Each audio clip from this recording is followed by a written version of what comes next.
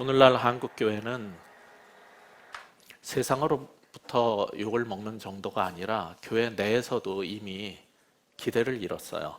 거의 대부분의 교회 주일 예배는 그저 사적인 종교 생활의 공간이지 그 이상 세상에 어떤 영향을 준다거나 세상으로부터 흠모받는 그런 모임은 아니에요. 어떤 모임에 들어가고 싶어 하는 사람들이 많이 있어요. 거기 누구누구 나오는데 그 모임 거기에 또는 그 회사에 나도 들어가고 싶어 하는데, 오늘날 교회는 별로 그런 희망을 가지고 바라보지 않는 것 같습니다. 갈수록 교인들도 그저 더 멋지고 더 좋은 시설, 그리고 더 재밌고 또 즐거운 그러한 예배를 찾아서 아마 움직이고, 그러다가 서서히 더 재밌는 세상을 향해서 빠져나가게 될 것이고 이미 그 일은 시작된 것 같습니다. 교회가 이렇게 초대교회, 초기에 이 성경에서 보는 교회랑 달라진 것은 여러 가지 이유가 있겠지만은, 초기 교회는 강력한 오순절 성령 강림의 그 경험이 있었고, 또한 사도들의 순수한 복음 전파를 통한 그 변화가 있었던 것 같아요. 그들은 오순절 성령 강림을 받았다고 해가지고 그저 자기네들끼리 개인적으로 어떤 황홀경에 들어가거나 어떤 특별한 은사를 받은 것이 다가 아니었어요. 오순절 성령 강림의 결과가 뭐라 그랬죠? 그것은 다른 어떤 방언을 한다거나 뭘 하는 게 아니라 공동체를 형성하게 된 거예요. 그냥 유대적 어떤 종교 집단이 아니라 영적인 한 가족을 이루고 정말 교회라는 게 무엇인지를 처음 경험하게 된 거예요. 그렇다고 해서 내적으로 그들이 오순절 성령 강림의 결과로 이전에 경험하지 못했던, 이스라엘 사람들이니까 다 종교적으로 살지 않았겠어요. 그런데 그것과 다른 정말 내적인 공동체만 가진 게 아니라 그들은 외적으로도 그 영향력을 끼쳤어요. 그들의 변화된 삶이 우리가 본 것처럼 2장 후반부에 있는 그러한 놀라운 공동체 모습 때문에 세상으로부터 정말 놀라움을 받고 칭송을 받았을 뿐 아니라, 이들은 자기네들끼리만 잘 지낸 게 아니라 매일 경건 생활을 위해서 성전에 기도하러 가다가도 또 아픈 사람, 힘없고 눌린 사람, 연약한 사람, 고통 가운데 있는 사람에 대한 눈이 있었어요. 그 중에 한 사람이 우리가 지난주에 본 것처럼 성전 미문에서 안진뱅이로 살면서 평생을 그렇게 거린으로 살던 그 사람이 눈에 들어왔고 그를 주목해 보고 그를 고친 거죠. 그 놀라운 일 때문에 사람들이 전부 다 충격을 받은 거예요. 그 사건에 대한 이제 후기로서 이제 설교를 한 것이 오늘 우리가 읽었던 본문입니다. 11절 우리 다시 한번 읽어볼까요? 나은 사람이 베드로와 요한을 붙잡으니 모든 백성이 크게 놀라며 달려나아가 솔로몬의 행각이라 불리우는 행각에 모이거늘. 거리는 자기 인생을 송두리째 바꿔놓은 이 베드로와 요한을 그냥 보낼 수가 없었던 것 같아요. 식사라도 대접하면 좋겠건만 이 김영란법 때문에 그것도 마음대로 할 수가 없고 그냥 자리를 털고 그냥 성전 안으로 뛰쳐 들어갔기 때문에 오늘 수입도 없고 이런 상황에서 아무튼 그는 베드로와 요한을 계속 쫓아다닌 것 같아요. 그걸 아마 붙잡아놨다 이런 식으로 표현을 한 것 같습니다. 그런데 매일 성전에 드나들던 사람들이 봐도 저 사람은 맨날 그 자리에서 그냥 구걸하던 안전뱅이였는데 일어나서 걷고 뛰고 하는 걸 보고 너무 놀란 거예요. 그래서 이게 무슨 일이냐 하면서 솔로몬 행각으로 몰려간 겁니다. 우리들이 보기에는 이것은 그냥 단순한 기적일지 모르지만 이 사람들은 매일 기도하고 성경 읽고 외우고 하던 사람들이에요. 그 사람들은 당시에 의술로서 도저히 가능성이 없는, 평생 나면서부터 안진뱅이 된 사람이 일어난 거를, 그리고 막 뛰어다니는 거를 보고 떠오른 구절이 있었을 거예요. 이사야서의 그 예언처럼 그날에 그때 저는 자가 사슴같이 뛸 것이며, 이 이사야 35장 6절의 예언이 그냥 떠올랐을 거예요. 근데 그 일은 언제 벌어지는 거냐면은 이렇게 저는 자가 사슴같이 뛰는, 그러니까 이 안진뱅이도 일어나서 걸어 다니는 게 아니라 뛰었다라고 말했잖아요. 그렇게 표현해 놓은 거라고. 이거는 언제 일어난다고요? 그때가 언제예요? 마지막 때, 종말 때예요. 그럼 그들이 생각할 때 이 평생 나면서부터 안진뱅이 됐던 사람이 일어나서 막 뛰니까 이건 그때가 온 거냐 이거예요. 이게 도대체 어떻게 된 거야? 지금이 그럼 그때야? 그들은 그래 놀래가지고 솔로몬 행각에 모여서 거기서 이제 서로 이야기를 하고 토론을 하기 시작했을 거예요. 사도행전 5장에도 보면은 그리스도인들이 어디에 모였냐면 이 솔로몬 행각에 모였어요. 그렇다면 이것은 성전의 넓은 장소이면서 누구든지 그 자리에 모여가지고 그날의 말씀을 같이 토론하고 이야기하고 하던 공간이었던 것 같아요. 지금 이 날이 바로 그때요? 지금 종말이 왔단 말이야? 막 이런 궁금증이 일어났을 거예요. 그 사람들에게 이제 기회를 놓치지 않고 베드로가 예수 그리스도의 복음을 전하는 거예요.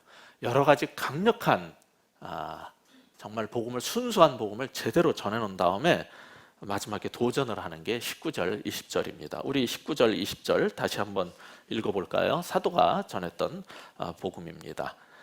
그러므로 너희가 회개하고 돌이켜 너희 죄 없이 함을 받으라. 이같이 하면 새롭게 되는 날이 주 앞으로부터 이를 것이요 또 주께서 너희를 위하여 예정하신 그리스도 곧 예수를 보내시리니. 여기에 보면 두 개의 동사가 연속해서 팡팡 터지는 거예요. 죄를 회개하라. 그리고 돌아서라. 마음으로만 회개하는 게 아니라 그 삶에서 돌아서라는 거예요. 회개하고 두 번째 돌아서라.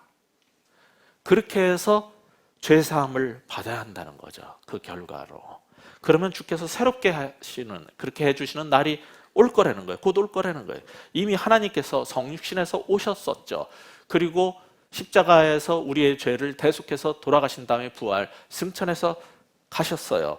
그렇게 해서 시작된 종말이지만은 오순절 성령 강림으로 우리에게 오셨고, 그러나 이게 다가 아니라 우리가 봤던 것처럼 요한계시록 19장부터 22장에 보면은 마지막 때의 끝날에 하나님께서 계획하신 그 메시아, 즉 예수를 너희 유대인들을 위해서 다시 보내는 그러한 재림의 날이 있을 것이라는, 이것이 지금 이 사도행전의 누가의 종말론인 거죠. 종말은 시작됐지만은 그 날이 또 올 거라는 거예요. 그런데 그 예수 재림의 날은 심판날이 될 거기 때문에 그때까지 진정으로 회개하지 않은 자들은 영벌에 처하게 되니까 유대인들의 구원을 위해서 이 메시아를 이미 보내셨다가 이제 하늘 보좌로 승천해 올라가셨는데 하나님께서 하늘 보좌에 그냥 잡고 계시는 거예요. 거기에 그냥 좌정시키시고 보류하신 거예요. 회개를 해야지, 회개하지 않은 상태에서 오면 전부 다 멸망이거든요. 그러니까 여기서 이제 21절에 보면은 하나님이 영원전부터 거룩한 선지자들의 입을 통해서 말씀하신 바 만물을 회복하실 때까지 하늘이 마땅히 그를 받아두리라고 하신 거죠. 이 구절이 바로 그 얘기를 하는 거예요.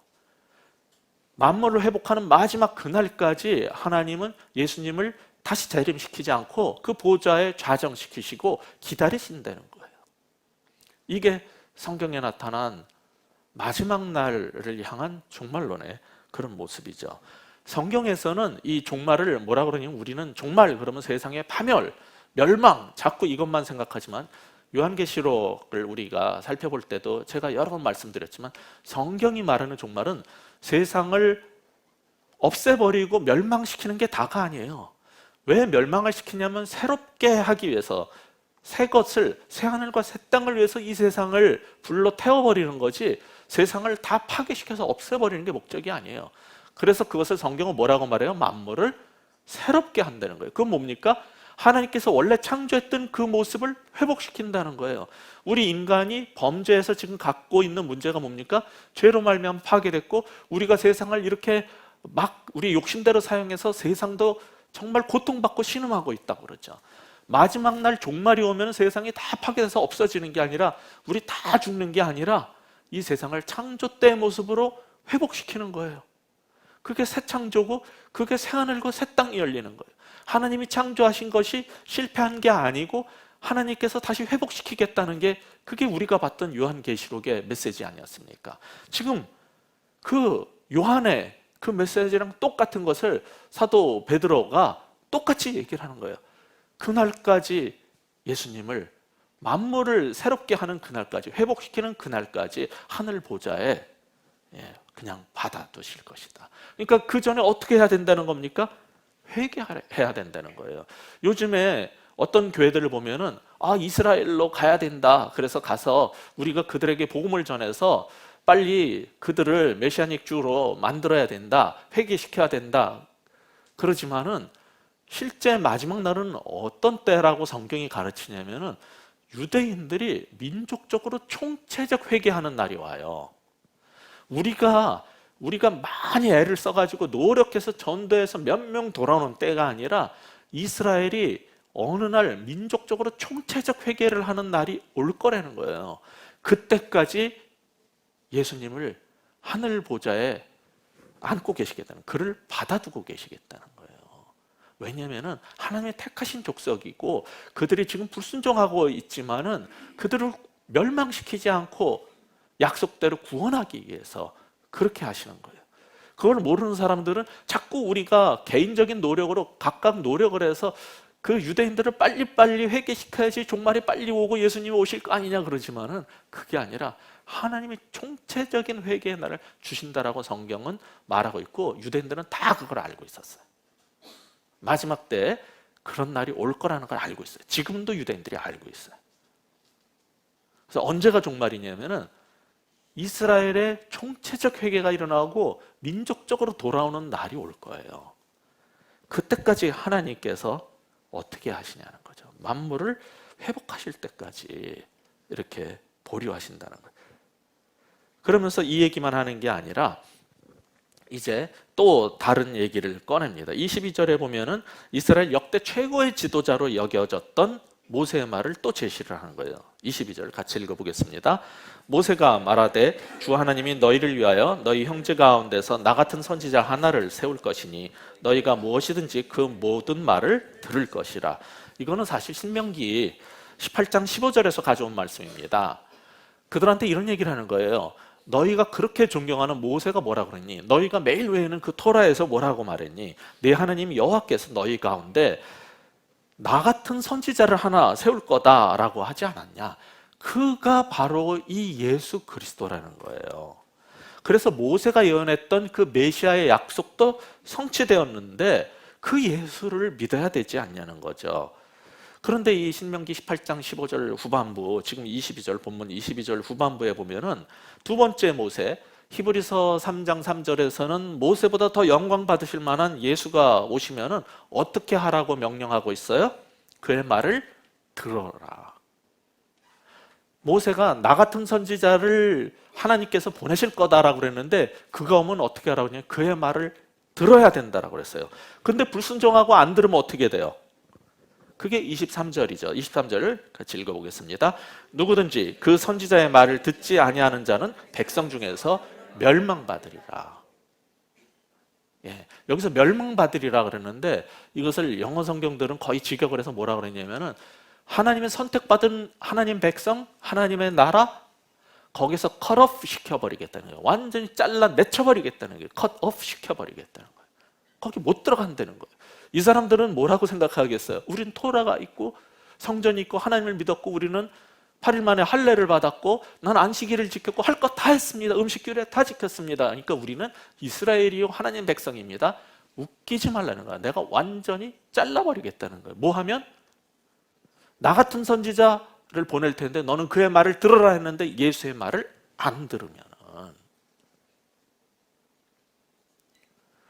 그러니까 자기네들의 율법과 종교적인 그 열심으로 아무리 열심히 살아도 예수의 말을 듣지 않으면은 하나님 나라에서 하나님 백성에서 컷오프 시켜버리겠다는 거예요. 완전히 잘라버리겠다는 거예요.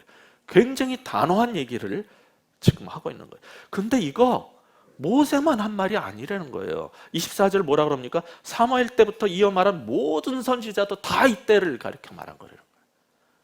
모세부터, 즉 오경 토라부터 선지서와 모든 것, 구약이 말한 모든 것이 전부 예수님에 대해서 말한 거거든요. 그를 예언한 것인데 너희는 그의 말을 안 들었다는 거예요. 근데 여기서 우리가 지금 뭘 볼 수 있냐면은 이 사도 베드로가 오순절 성령 강림 사건 이후에 정말 놀라운 기적을 일으켜서 안진뱅이도 일으켜 세웠고, 그런 일 후에 놀란 사람들한테 이것이 무슨 사건인지를 지금 설명을 하는 거예요. 근데 어떻게 하냐면은 신명기 토라부터 시작해가지고 선지서까지 성경의 모든 구절을 가지고 예수를 믿어야 된다는 것을 증명을 해내고 있는 거예요. 여기에서 여러분은 뭘 느끼십니까? 성령을 받으면 우리에게 어떤 증상이 나타나야 돼요? 방언만 하면 돼요? 예언만 하면 돼요? 병만 고치면 돼요? 아니에요. 왜 오순절 성령 강림 사건을 줬냐면은 성령이 임하시면 너희가 내 증인이 되리라 한 거예요. 그러면 성령 강림을 받아가지고 지금 베드로가, 요한이, 그리스도인들이 어떤 상태가 되냐면 예수 증인이 돼버린 거예요. 근데 예수 증인은 어때야 되냐면 성경에 대해서 정통해야 된다는 거예요. 이게 성령 받은 사람의 본질적인 모습이라는 거예요. 예수 증인은 전부 성경에 정통해야 되는 거예요. 베드로는 지금 성경에 정통해서 모든 성경을 가지고 다 그걸로 설명하고 있는 거예요. 여러분은 그 정도 되십니까? 그건 목사만 해야 될 일이라고 생각하세요? 아니에요. 정말 성령 충만을 받으면 말씀이 너무 좋고, 그러니까 여러분도 오늘 비가 오는데도 이렇게 굳은 날에도 나오는 거 아닙니까? 예배가 이게 종교적 의무여서 나오는 사람 불쌍한 사람들이에요. 어떤 사람은 예배만 드리고 끝나지 않아요. 이 말씀이 너무 좋아가지고 읽고 또 읽고, 이 말씀이 내 생명을 주는 그 말씀이라는 걸 알고 너무 사모해요. 그런 사람들은 성경을 읽고 또 읽고 그걸 깨닫고 성경에 정통하게 돼 있어요. 그런 사람들만이 예수의 증인이 될 수 있는 거죠. 이거는 제가 신학교 교수지만은 신학을 배운다고 학생들이 공부를 많이 하고 이거 50독 100독을 한다고 되는 문제가 아니라고 보여요. 정말 말씀에 대한 사모가 있어야 되고, 성령 충만은 말씀에 대한 정통함으로 나타나야 돼요. 그게 예수 증인의 모습인 거예요. 근데 베드로는 성경만 정통한 게 아니었어요. 주어진 상황을 통해 가지고 예수님의 그 구원의 복음을 너무 효과적으로 잘 증거한 거예요. 그가 전한 복음의 특징이 그런데 뭘까요? 13절 후반부 보시면 이런 말이 나와요. 너희가 그를 넘겨주고 빌라도가 놓아주기로 결의한 것을 너희가 그 앞에서 거부하였다. 아니, 지금 무슨 얘기를 하냐면은, 앞에서도 우리가 봤듯이 이 유대인들은 자기가 예수 죽이지 않았다는 거예요. 자기네들이 죽인 게 아니라 이방인들이, 로마 병사들이 죽였다는 거죠. 로마 당국자가. 우리 손에 피 묻힌 적 없다는 거예요. 근데 그게 아니라고 지금 베드로가 지적질을 해야 되는 거예요. 실제로 누가복음 23장에 4절, 14절, 22절 세 번에 걸쳐서 빌라도는 예수를 놓아주려고 했어요. 근데 그걸 누가 막았냐면은 유대인들이 막았어요. 그러니까 지금 여기서 베드로가 지적하는 얘기가, 빌라도가 놓아주기로 결의한 것을 그 앞에서 거부한 게 너희라는 거예요. 너희는 분명히 죄를 지었다는 거예요. 그 예언됐던 그 메시아를 너희가, 이방인도 놓아주려고 했는데 너희가 그걸 거부하고 너희가 죽였다는 얘기를 하고 있는 거예요. 이 사람들은 우리가 안 했어 그러고 싶을 거예요. 빌라도가 죽였어 이렇게 말하고 싶을 거예요. 지난 목요일 29일 날 재판이 하나 있었어요. 우리가 잘 아는 가습기 그 살균제, 거기에 대해서 이 서울대의 가장 이 독성에 대해서 저명하다는 분이 그 보고서를 써내는데 그게 조작됐다 그래가지고서는 유죄 판결을 받았죠. 그런데 검사가 구형했던 것보다 작게 2년 판정이 나왔어요. 사람들은, 가족들은, 유가족들은 내 남편이, 내 아이가 5년 이상을 이것 때문에 고통받고 그러다가 죽었는데 2년이 말이 되냐 그러면서 막 소리를 쳤어요. 근데 사실 그 서울대 조모 교수라든지 또는 우리나라의 그 뒤에서 그거를 했던 김현장이라는 로펌 사람들은 우리가 죽인 거 아니야. 그거는 영국에 본사가 있는 그 뭐 이상한 이름의 회사 있지 않습니까? 국내에서는 옥시로 알려졌는데 그 회사에서 그렇게 한 거지 우리가 죽인 거 아니야 그러고 싶었을 거예요. 근데 가족들이 뭐라 그랬냐면 그 조모 교수한테 네가 죽였다 그래 버렸어요. 소리 질러서 네가 죽인 거야. 아니, 나는 그냥 보고서 쓰고 다 이미 제출했어. 근데 옥시에서나 영국 본사에서나 그거를 그들이 어떻게 했는지 난 몰라 이렇게 강변을 했지만은 가족들은 네가 정확하게 그거를 분명히 독성 물질이라는 걸 밝히지 않았기 때문에 이거는 네가 죽였다라고 말한 거예요. 똑같은 상황이에요. 예. 사람들은 내가 직접 죽이지 않았다고 할지 모르지만은 우리가 예수님을 죽였어요. 유대인만 죽이고 우리는 한국에서 늦게 태어나서 멀쩡해요? 아니에요. 우리의 죄가 그를 죽인 거예요. 우리는 여기에 책임이 없다 말하고 싶겠죠. 그런데 베드로는 그들에게 너희가 죽였다라고 정확하게 말하고 있고, 그 말을 들으면서 우리는 안심할지 모르지만은 그 로마 병사의 등 뒤로 숨고 싶은 그 유대인들한테 정확하게 지적하는 거예요. 너가 죽인 거다. 근데 요즘 목사님들이 복음을 전할 때 우리가 얼마나 죄인이고 어떤 죄를 범했는지 이렇게 사도처럼 딱 부러지게 말을 안 해요.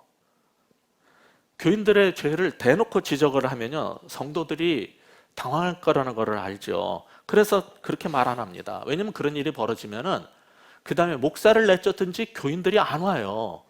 저도 잘 알거든요. 예, 제가 어떻게 너무 정확하게 교인들이 생각하고 또 옳다고 하는 것이 잘못된 것들에 대해서 지적을 하잖아요. 그러면은 앞에서는 못 그래도 뒤에서 욕하는 거 알아요. 그리고 안 나가고 뒤에서 다른 방법으로 저항을 해요.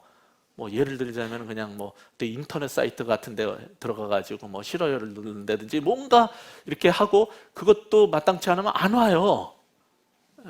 그게 다 그냥 보통 사람들의 다 태도예요. 그걸 뻔히 목사들이 아는데 그 죄를 지적할 것 같아요? 베드로처럼 이렇게 설교할 것 같아요? 안 합니다. 그 결과 무슨 일이 벌어졌어요? 회개하지 않은 사람들이 교회 안에 그냥 가득하게 된 거예요. 그들은 자기는 잘못한 게 없어. 그리고 교회 다니는 건 뭐냐면은 마음의 평안을 얻기 위해서 다니는 거지, 내가 뭘 회개하고 돌이켜라 뭘 할 게 그렇게 많아. 난 살인도 안 했고 난 사기친 적도 없는데 내가 왜 예수를 죽였다는 거냐 이거죠. 예. 근데 그렇게 항변하고 싶을 텐데 사도는 23절에 이어서 14절에 뭐라 그럽니까? 더 세게 나갑니다. 14절 같이 읽어보겠습니다. 너희가 거룩하고 의로운 일을 거부하고 도리어 살인한 사람을 놓아주기를 구하여. 지금 예수님의 메시아 호칭이 지금 오늘 본문에서 굉장히 여러 개가 나옵니다.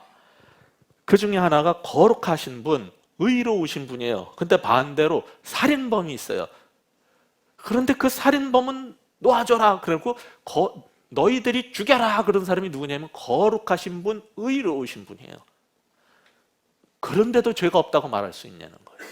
살인범을 살려주라 그러고 거룩하시고 의로우신 분을 못 박아 죽여라 한 놈들이 어떻게 죄 없다라고 말할 수 있냐 이거죠. 아니 베드로는 갈수록 더 세게 말하는 거예요. 그리고 15절에서 지금까지 했던 모든 얘기를 그냥 한마디로 딱 잘라서 말해버려요. 뭡니까? 너희가 생명의 주를 죽였도다. 아주 딱 잘라서 대놓고 말합니다. 너희가 생명의 주를 죽였도다. 자, 오늘 본문에는 메시아 호칭이 여러 개가 나온다고 그랬어요. 13절 상반부를 보면은 하나님의 종이라는 호칭이 있죠. 14절엔 조금 전에 본 것처럼 거룩하신 분, 의로우시니. 아까 봤던 22절에서는 모세와 같은 선지자. 벌써 이게 몇 개가 나온 겁니까? 그리고 지금 읽었던 15절에는 생명의 주. 다른 말로 생명의 근원이요 생명의 왕이다. 이렇게 번역할 수 있는 말이에요. 그 생명의 왕에게 죽음을 줬어요. 이게 유대인들이 한 짓이에요. 그들은 선민이고 뭐하고 무슨 소리를 해도 핑계할 수가 없는 거예요. 그들은 정말 최악의 범죄를 했는데 어떤 변명의 여지도 끼어들 자리가 없이 단호하게 말해버려요. 사도는 너희가 생명의 주를 죽였도다. 단호하게 선언을 해버립니다. 변명하고 싶은 거 왜 없겠어요? 그런데 17절에 보면은 이렇게 말하죠. 형제들아 너희가 알지 못해서 그리하였으며 너희 관리들도 그러한 줄 아노라. 이 부분을 누가복음 23장에서 예수님께서 십자가에 달리셔서 아버지 저들을 사하여 주옵소서 자기들이 하는 것을 알지 못하나이다. 이런 톤으로 받아들이시면 안 돼요. 여기서는 번역이 좀 애매하게 번역이 됐는데 여긴 그 톤이 아니에요. 이건 너희 백성들만이 그런 게 아니라 너희의 관원들, 소위 성경을 가르친다는 자, 종교의 지도자, 정부의 관리, 모든 리더들이 총체적으로 예수를 죽였다는 거예요. 니네들만 무식해서 무지한 백성들이 한 게 아니라 리더 그룹들이, 이스라엘의 리더 그룹들이 같이 한 거라는 거예요. 점점 세지는 거예요. 그러니까 몰라서 그랬다고? 우리가 무지해서 그랬다고? 로마서 10장 읽어보세요. 그 무지가 핑계가 될 수 없어요. 계속 몰라서 그랬다 이런 소리 하는 사람한테 18절에 이렇게 말해버립니다. 같이 읽겠습니다. 그러나 하나님이 모든 선지자의 입을 통하여 자기의 그리스도께서 고난받으실 일을 미리 알게 하신 것을 이와 같이 이루셨느니라. 이건 너희들과 지도자들이 함께 했고, 이 모든 것들은 너의 그 완악한 죄를 다 알고 이미 예언됐던 거야. 그게 그냥 이루어진 거야. 뭐 전혀 껴자리가 요만큼도 틈을 안 줘요. 베드로가 지금 뭐라도 핑계를 대고 싶은데 하나하나 그냥 꼬치꼬치 전부 다 지적을 하는 거예요. 그러면서 거기서 끝나는 게 아니라 19절 보면은 너희가 회개하고 돌이켜. 그러니까 이렇게 너희는 철저하게 죄인이야. 너희 죄는 도무지 변명할 여지가 없고 아무것도 없어. 그러니까 회개하고 돌이켜서 그 더러운 죄들을 깨끗게 함을 받아. 죄 없이 함을 받아야 돼. 이게 구원받는 믿음이에요. 이게 16절에서 말했던 믿음을 가져라. 믿음이 뭘 말하는 겁니까? 19절에서는 그것을 회개함과 돌이킴이에요. 그래서 제가 이 사도행전 시리즈 하기 전에 구원받는 믿음 첫 번째, 그 시리즈 12번 설교의 첫 번째가 뭐였냐면 잘못 끼워진 믿음의 첫 단추였어요. 구원받는 믿음이 아닌 게 뭐냐면 회개 없는 신앙이에요. 그거는 구원이 아니에요. 구원 없어요. 그런 믿음에는. 여기서 지금 또 말하는 거예요. 믿음이란 무엇이냐? 회개하고 돌이키는 거예요. 이거는 다른 말이 아닙니다. 이건 같은 말이에요. 이렇게 목 터지게 외치는 베드로의 이 증언 속에서 우리는 뭘 배우게 됩니까? 우리 아까 예수의 증인들은 성경에 정통해야 된다는 걸 봤어요. 두 번째, 예수의 증인은 회개의 복음을 정확하게 전해야 된다는 거예요. 예수의 증인이라면 회개의 복음을 정확하게 전할 수 있어야 돼요. 베드로는 욕을 먹을 걸 각오를 하고 무서운 게 없어요. 하나님을 만났는데 뭐가 무섭습니까? 너희는 죄인이야. 회개해. 그거를 누구보다 정확하게 전했어요. 그러니까 뒤집어지는 거죠. 사람들이. 오늘날 교회는 모이기는 많이 모이지만 뒤집어지는 역사가 별로 없어요. 그 수많은 교회들이 수만 명씩 모인다는 교회들 속에서 이렇게 베드로의 설교처럼 선명한 죄에 대한 지적과 회개에 대한 복음을 얼마나 전하고 있습니까? 근데 베드로는 그렇다고 이렇게 강하게 몰아붙이기만 한 건 아니에요. 25절, 26절 보시면은 정말 예수님을 믿어야 될 그런 복된 이유가 있다는 것으로 그의 강력한 설교를 25절, 26절에서 마무리를 하는데 같이 읽어보겠습니다. 너희는 선지자들의 자손이요 또 하나님이 너희 조상과 더불어 세우신 언약의 자손이라. 아브라함에게 이르시기를 땅 위의 모든 족속이 너의 씨로 말미암아 복을 받으리라 하였으니 하나님이 그 종을 세워 복 주시려고 너희에게 먼저 보내사 너희로 하여금 돌이켜 각각 그 악함을 버리게 하셨느니라. 이제 설교를 마무리하면서 그래도 복된 소식을 전하는 거예요. 너희들을 위해서 그래도 하나님께서 정말 예수님을 빨리 보내시지 않고 재림시키지 않고 하늘 보좌에 앉혀두고 계시고, 그 이유는 너희는 선택받았는데 자랑할 게 그런 게 다른 게 아니라 언약의 자손이라는 거 아니니. 나는 약속했어. 그러니까 나는 약속을 지킬 거고 너희를 구원할 거야. 그 구원은 뭐냐면 너희가 먼저 예수님으로 구원을 받아서 복을 받아가지고 모든 세상의 모든 족속의 복의 근원이 되는 그 삶을 살아야지. 그러니까 회개하고 믿고 이 복의 근원이 되자. 그런 권면으로 이제 그 설교를 마치는 거죠. 이제 이 사도 베드로가 했던 설교는 그런 식으로 그들에게 정말 희망을 가질 수 있도록 권면하는 것으로 끝나지만은 우리는 이 베드로의 증언에서 한 가지 더 중요한 자세를 찾아볼 수 있어요. 그 얘기를 하면서 마치려고 하는데 우리 초반부에 안 읽었던 부분이 있죠. 12절 같이 한번 읽어볼까요? 시작. 베드로가 이것을 보고 백성에게 말하되 이스라엘 사람들아 이 일을 왜 놀랍게 여기느냐 우리 개인의 권능과 경건으로 이 사람을 걷게 한 것처럼 왜 우리를 주목하느냐. 세상이 놀란 것은 치유 기적 때문에 놀랐을지 모르지만 하나님은 사람들이 기적 말고 그 뒤에 있는 더 중요한 것에 관심을 갖기 원하셨어요. 그게 뭡니까? 16절도 읽어볼까요? 그 이름을 믿음으로 그 이름이 너희가 보고 아는 이 사람을 성하게 하였나니 예수로 말미암아 난 믿음이 너희 모든 사람 앞에서 이같이 완전히 낫게 하였느니라.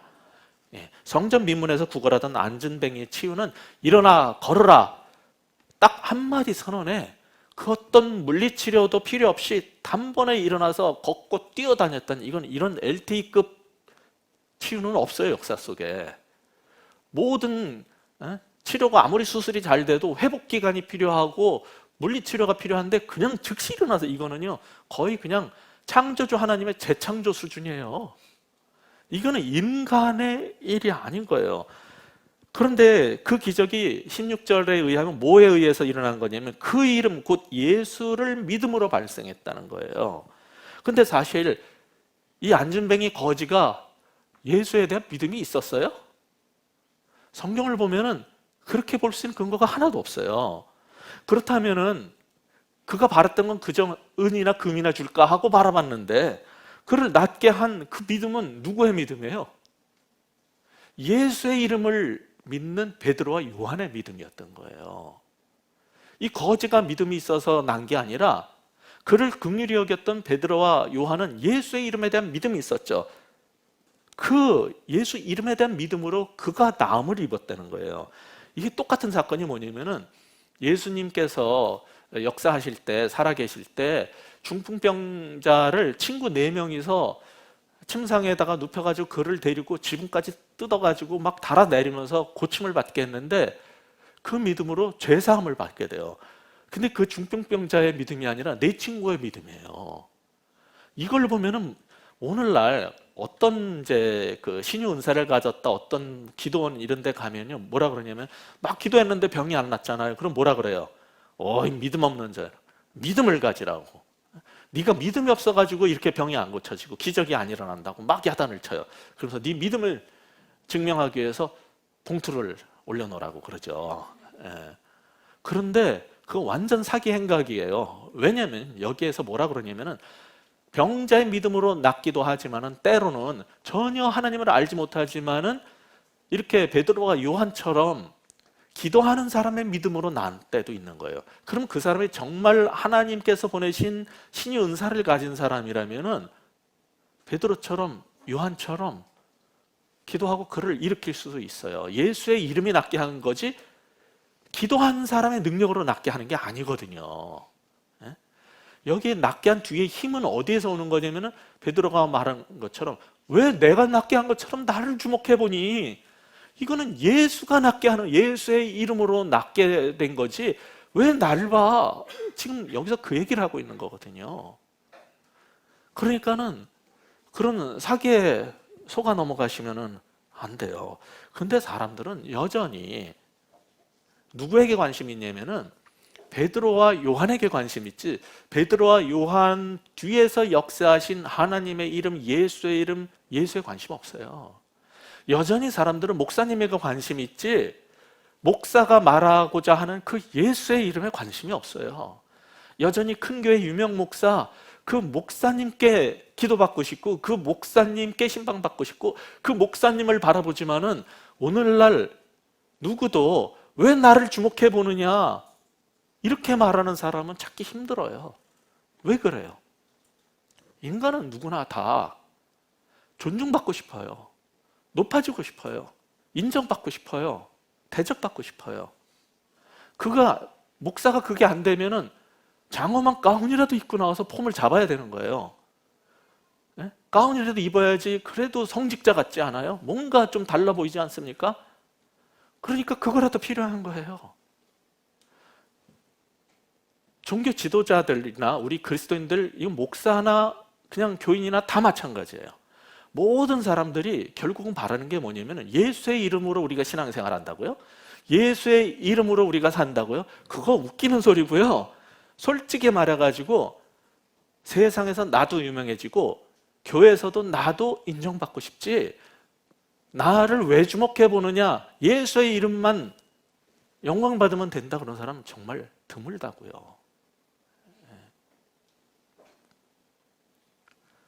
근데 그걸 위해서 종교 지도자들은 자기를 어떻게 보여지기를 원하는지 아세요? 이게 너무 이게 이렇게 업계의 비밀을 자꾸 얘기하면 안 되는데 목사가 목사들은요 자기가 신적 존재처럼 보이고 싶어요. 신적인 인물로 여겨지기를 원해요. 모든 목사들은. 그래서 굉장히 거룩체로 말을 하려고 하고 경건한 목소리를 내려고 하고 굉장히 다른 존재처럼 보이려고 그러고 교인들하고 가까이 안 하려고 그러는 거예요. 가까이 하면 그 비밀이 너무 드러나 버리니까. 그럼 존경을 못 받으면 어떻게 목회를 해요? 그러니까 왜 내 경건으로 한 것처럼, 왜 내 능력 있는 것처럼 나를 주목해 보느냐, 오직 예수의 이름으로 나음을 입은 거다, 이렇게 말하지 않아요. 내가 거의 신과 박물한 존재가 되고 싶은 거예요. 그게 종교 지도자들의 속마음이에요. 그러면 그렇게 만든 건 누구냐면 교인들이에요. 교인들은 죄가 없냐? 제가 볼 땐 똑같아요. 목사를 그렇게 만든 거는 목사가 조금 설교가 부족해도, 조금 신유의 은사가 부족해도, 조금 어떤 능력이 부족해도 그가 전하고자 하는 예수의 이름을 믿으면 되는데, 사람들은 그 목사가 조금 더 신령하기를 원하는 거예요. 조금 더 신적 목사를 원하는 거예요. 그러니까 목사가 그 스트레스 속에서 그렇게 행동하게 되는 거예요. 그러니까 사실 교인들 입장에서는요, 성경이 가르치는 건 뭐냐면 우리가 직접 하나님께 나가고 말씀을 읽고 기도하고 주님께 믿음으로 나갈 수 있어요. 제사장 필요 없다는 거예요. 그게 만인 제사장 교리인데 그게 너무 싫어. 솔직히 말해서 목사님이 다 해줬으면 좋겠는 거예요. 설교도 다 해주고 기도도 다 해주고, 나 힘들 때 찾아가서 징징짜 하면은 그래, 그리고 두드려주고 기도해주고 복채주면 되는 거니까. 예? 내가 아플 때 손 얹어주고 또 기도하면 복채 놓고 가면 되고, 그러면 편해. 왜 내가 목사처럼 살아야 돼? 왜 내가 제사장처럼 살아야 돼? 그 싫은 거예요, 교인들은. 그러니까 제사장 같은 목사를 원하고, 제사장 같고 신령하고 싶은데 안 되니까 신비한 척 해야 되는 거예요, 목사는. 이게 둘이 서로 상호 이해관계가 맞아떨어져 가지고 오늘날 종교가 된 거예요. 기독교라는 거나 유대교나 똑같고, 그 사람들이 볼 때 베드로와 요한을 바라보게 되는 거예요. 근데 베드로와 요한은 왜 이러니? 내가 무슨 경건한 능력과 권능이 있어서 그런 것처럼 왜 나를 주목하니? 그 이름 예수를 믿어. 이 얘기를 하는 거예요. 여기서 마지막으로 우리가 배우게 되는 교훈이 있어요. 예수 증인은 성경에 정통해야 되죠. 예수 증인은 회개의 복음을 정확히 전해야 되죠. 예수의 증인은 오직 예수의 이름만 드러내야 돼요. 나는 내려가야 돼요. 나는 죽어야 돼요. 근데 그게 쉽지 않아요. 15절에서 사도는 우리가 이 일에 그냥 증인이라. 그러니까 우리는 예수의 이름으로 산다면은 조금 교회에서 안 알아줘도, 세상에서 안 알아줘도 내가 예수님의 이름을 정말 드러내고 그의 영광으로 사람들이 나음을 입고 병이 낫고 마음이 새로워지고 새 삶을 살게 되면 나 안 알아줘도 괜찮아. 나는 그냥 증인이야. 난 증인일 뿐이야. 이래야 되는데 섭섭해요. 다들 말해요. 목사도 그렇고 다 우리는 예수의 이름으로 살아요. 목사도 나는 하나님의 종일 뿐입니다. 그래가지고 종처럼 대접해봐요. 종처럼 대해봐요. 기분 나빠하고 싫어해요. 네. 신적인 존재로 대접받기 원하지 종처럼 대하면 다 싫어해요. 여러분들은 안 그렇습니까? 저희 목사만 그렇습니까? 목사만 베드로처럼 말해야 되고 여러분은 괜찮아요? 여러분은 자기 이름 내고 싶고 자기 알아주고 자기 영광 받고 자기 높아지고 칭송받고 싶은 거 없습니까? 똑같아요, 다. 그게 올라올 때마다 우리는 오늘 이 말씀을 기억해야 돼요. 왜 내 경건과 왜 내 권능으로 한 것처럼 왜 나를 주목해 보느냐? 아니야. 나를 보지 말고 오직 예수의 이름을 믿어. 예수의 이름이 낫게 했고 고치고 너를 새롭게 한 거야. 이렇게 말할 수 있어야 돼. 그래도 이게 너무 힘들면은 우리 같이 이런 기도를 할 수 있으면 좋겠어요. 제가 기도문 하나 읽어드릴게요.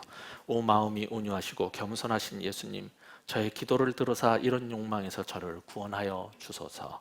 존중받으려는 욕망에서, 사랑받으려는 욕망에서, 높임을 받으려는 욕망에서, 칭송받으려는 욕망에서, 다른 사람들보다 내가 우선되고 싶어하는 욕망에서, 자문의 대상이 되고 싶어하는 욕망에서, 인정받으려는 욕망에서 예수님 나를 구원하옵소서. 가톨릭 기도서에 이게 기도문이 들어있는데 한 문장 하면은 교인들이 예수님 나를 구하옵소서 이걸 따라하게 돼 있어요. 그러니까 존중받으려는 욕망에서, 제가 그렇게 읽잖아요. 그러면 여러분이 예수님 나를 구하소서. 높임받으려는 욕망에서, 그럼 여러분이 예수님 나를 구하소서. 이 기도문이 있는 거예요. 그 후반부는 이런 기도도 있어요. 낮아질까 봐 두려워하면서 나를 구하소서 예수님. 무시당할까 봐 두려워하면서, 책망받을까 봐 두려워하면서, 비방당할까 봐 두려워하면서, 잊혀질까 봐 두려워하면서, 조롱당할까 봐 두려워하면서, 내가 틀릴까 봐 두려워하면서, 의심받을까 봐 두려워하면서 나를 구하소서 예수님.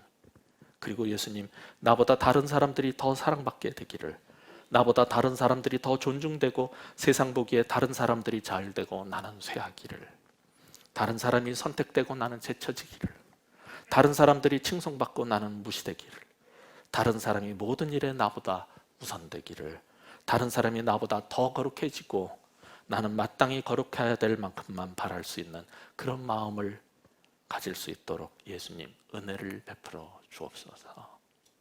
이게 가톨릭 기도문의 하나지만은 저는 모든 똑같은 그 예수의 이름을 믿는 그리스도의 후예들은 같이 기도할 수 있는 기도문이라고 생각해요. 우리 같이 정말 그런 마음이 들 때마다 이런 기도를 할 수 있는 저와 여러분 모두가 되었으면 좋겠습니다. 기도하겠습니다. 이 시간 기도할 때 하나님, 무시당할까 봐 하는 두려움에서, 잊혀질까 봐 하는 두려움에서, 조롱당할까 봐, 틀릴까 봐 이런 두려움에서 구해 주시고, 존중받으려는 욕망, 높임받으려는 욕망, 다른 사람보다 우선시되고 자문의 대상이 되고 싶고 인정받으려는 욕망에서 예수님 나를 구해 주옵소서. 우리 같이 이 시간 한번 기도했으면 좋겠습니다. 아버지 하나님, 이 시간 간절히 구하옵나니 주여 우리를 용서하여 주시고 이런 욕망에서 우리를 구원하여 주옵소서. 여전히 예수의 이름으로 산다고 말하지만 우리 개인의 권능과 경건으로 이들을 걷게 하고 능력을 발휘한 것처럼 여겨지고 싶어하는 그러한 우리의 마음을 용서하여 주옵소서. 사도 베드로와 요한만이 아니라 이것이 바로 우리의 문제라는 것을 깨달아 알 수 있도록 도와주시고 이 정말 욕망 가득한 이 죄성에서 우리를 구원하여 주옵소서. 아버지 은혜를 베풀어 주셔서 마땅히 거룩해야 할 만큼 정말 거룩해지기를 원하지만은 정말 우리 주변의 모두가 이 예수님을 만나고 우리보다 더 거룩해지고 아버지여 오직 예수의 이름만 드러나고 우리가 사라질 수 있는 그러한 정말 은총받은 삶 살 수 있도록 주여 도와주옵소서. 아버지 하나님, 이 마음 갖게 하여 주옵소서. 아버지 하나님, 우리 개인의 권능과 경건이 대단한 것처럼 보이고 싶어하는 이 야망에서 욕망에서 벗어나게 하여 주시고 거기서 벗어남으로 참된 평화를 누릴 수 있게 하여 주시옵소서. 예수 그리스도 이름으로 간절히 기도합니다.